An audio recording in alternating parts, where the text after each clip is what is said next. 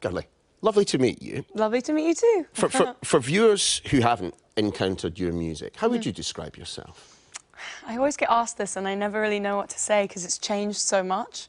But I usually say I make pop music, but for maybe people who don't really like pop music. Pop music with an edge? Pop music with a message? Alternative pop music. I think so, yeah. I mean, I think I would be being arrogant if I said, oh, you know, I'm the only one who's trying to say anything in pop music, because I think there's a lot of people saying important things in pop music, especially now and in the last couple of years. But I definitely think, yeah, I make kind of quirky pop music, and I think there are a lot of people who listen to my music who maybe love, you know, your radio chart music, and then people who like never thought they'd like pop music and are listening to me. So there will be those who kind of see the pink hair, the kind of the quite feminine, the name girly, for example, and might expect that your music would be kind of bubblegum. Right. Yeah. And it's not. It's not. No, I think that's kind of what I wanted to do when I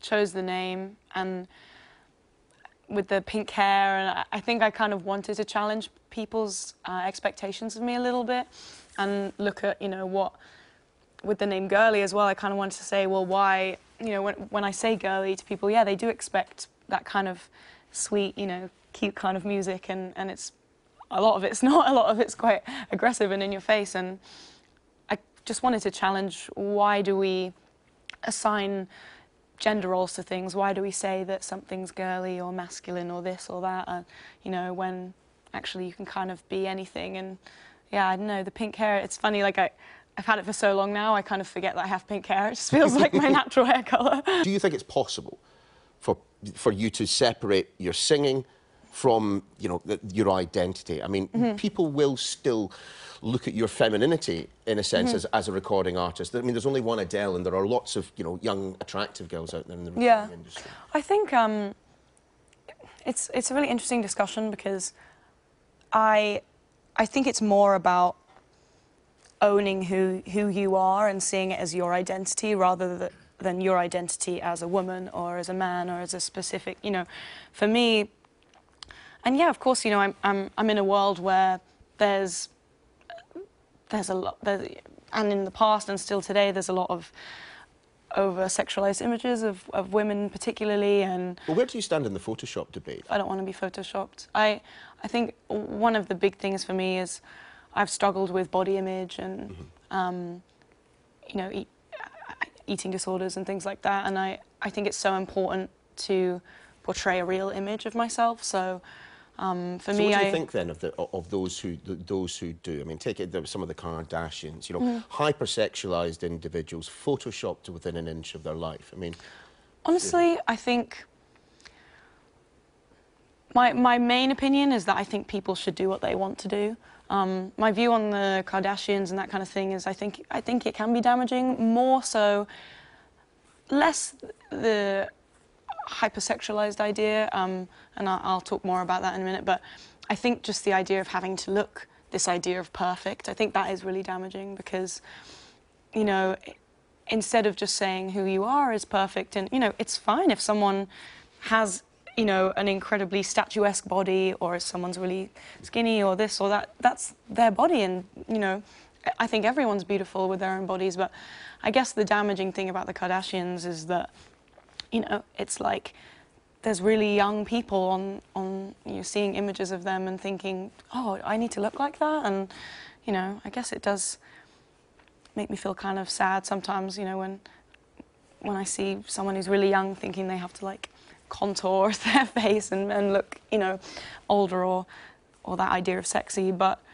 I think in terms of sexualization, that kind of thing, I think for me, what I try to do is just do what I want to do. So if I want to wear less clothes in a photo shoot, that's my decision. To some, it does feel almost like there is a crisis in gender identity these days. People are struggling with it in a way in which they haven't in the past. What's your view as to why we're in this position? I don't think it's a crisis at all, actually. I think it's I think if anything, it's a revelation. I think it's people realizing and people having more freedom to discover who they are and find out their identities. And, you know, a lot of my friends and fans and people I know identify as non-binary, so they don't want to be identified as female or male. I have a lot of friends who have transitioned from, you know, male to female or female to male, and I think it's amazing that there is more of a discussion about it, and there is more of an acceptance. You know, in some situations, there's still a long way to go in terms of trans rights and, you know, accepting people who want to be gender fluid. But I definitely wouldn't describe it as a crisis. I think it's actually maybe some people see it as a crisis because they think you're confused if you're not sure how you want to be identified. But I think it's really great because, to me, I see it as no different to you thinking, oh, like, you know, what do I want to do in life? What do I want to do as a job? You know, it's like a part of your identity that I think you should be able to choose and develop. There does seem to be, though, at least a little bit of tension. I think even you've identified it sometimes with areas of feminism and those campaigning for trans rights. Now, as someone who I'm sure would identify as a feminist, I mean, how does that make you feel? There are people who are feminists who are protest against trans rights, and I think that's disgusting, frankly. I think that the women who say that trans women aren't included in the bracket of women or whatever they say, I think that's just ridiculous. I think that if you identify as a woman, you are involved in the discussion about women's rights, and even if you don't identify as a woman, you're involved in that discussion. Because feminism, for me, I don't think it should be this exclusive thing. It should be intersectional. It should be inclusive of everyone, because it's more about equality than separating groups of people, you know. I mean, how much power do you think that women have in 21st century Britain? More power than they used to, but there's still a long way to go, for sure. I think that going back to it, but, you know, the internet and social media, because it has had such a massive influence on the last, like, you know, 5-10 years, I think definitely gives women more power in terms, you know, for example, I go through a record label, I work with other people, you know, I do work with a lot of men, but I also have a social media platform that's mine and that I am in control of, and that gives me a lot more freedom and independence to do what I want to do and say what I want to say. And I think the culture is changing. I definitely think that, for example, the Me Too movement, which happened a lot in film and TV, I think needs to happen for the music industry. It's still, I'm presuming, an industry that's not necessarily in terms of artists, but in terms of management and those running the record labels, still dominated by men. Oh, completely, yeah. It is. I think that still majorly needs to change, but is changing at the same time. And I think, you know, you first start with people's attitudes, and then slowly it's like ripples, and then it becomes a wave. And if you look at how different and how much more independent big, you know, female artists have these days, it has changed a lot in the last, you know, 20 years or whatever. I mean, people like, you know, the big stars like Rihanna, who you can see compared to when she first came out and was quite manufactured and was clearly sort of being told what to do, and now is just kind of like, well, I'm going to do what I want to do, and came out with this album, Anti, which was really different and, you know, clearly driven by her. I think there's the attitudes are changing. There's a lot more people saying, yeah, women should have more of a choice and more power. And when that starts to change, then slowly everything starts to change. Have you felt uncomfortable as you've moved through this particular industry? At times, I've been lucky in that I have a great team. My managers are awesome, and I've definitely, there's other lyrics and other songs where I've talked about, you know, being treated like, being talked to. I'll play someone a song and they'll start talking to me like about it, and, oh, you should do this, you should do that, as if I don't know how to write a song, or as if I don't know how to produce music just because I'm a woman. And you know, I have a lot of friends, for example, who women who make their own music completely, and then people will say, "Oh, who wrote your song for you?" And it's like, me, you know. So there's definitely still those kind of assumptions, I guess. So much of what you talk about, it seems to nudge towards the political sphere. I mean, I'm wondering what you're thinking right now. Disappointed, I think.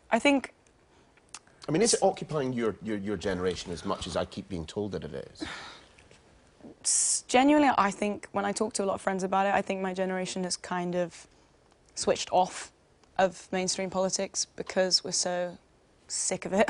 And I think it is hard when there's zero representation of your age group on, you know, political news channels and in political discussions, and when actually we're the ones who are being probably most affected by things like Brexit, but we're not really getting a say in it. And I think for me anyway, I definitely watch, whenever I turn on the news and watch politics, I kind of feel like, God, everyone's just, there's so much arguing and squabbling, and it is frustrating, to be honest. And I think my generation is very politically involved, but in a really different way to previous generations. I think we're involved in our own campaigns and our own issues rather than necessarily really involved in mainstream politics. I mean, do enough people vote? I mean, enough young people? Because it strikes me that there's perhaps a vicious circle here. Young people feeling marginalised by the political process, so they don't vote and it just keeps on going. I think in the last couple of years, since Brexit and then with the most recent election, there's become a lot more awareness of young people voting, and I definitely notice a lot more that people are encouraging each other to vote. People are posting all over their social media when there's a vote coming up saying, vote, you know, have your voice heard. Whereas before, I think a lot of people were like, don't vote, don't bother, you know. And now I think there's definitely an awareness that our vote is more important than we used to consider it. And again, I think social media is a big influence on that.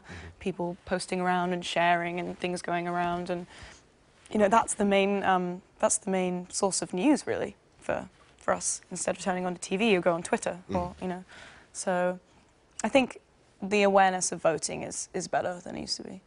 So just in terms of where you go next, not as an artist, as a woman, as an individual, I mean, where do you see yourself going in the next 5 years? I've no idea. Great. I've no idea.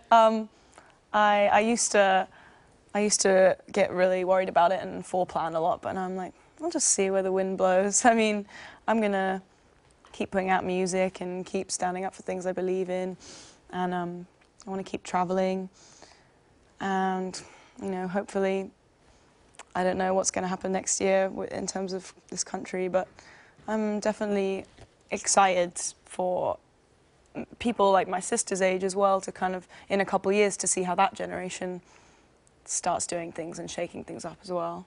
And if you had to try and sum up in a few words, the core of your message to your fan base, what would it be? Oh my gosh. Sorry to put you on the spot. Probably standing up for what you believe in and being yourself, but also standing up for other people and other people's rights. And mostly my message is just don't care about what other people think. GIRLI, thanks very much for joining us. Thank you.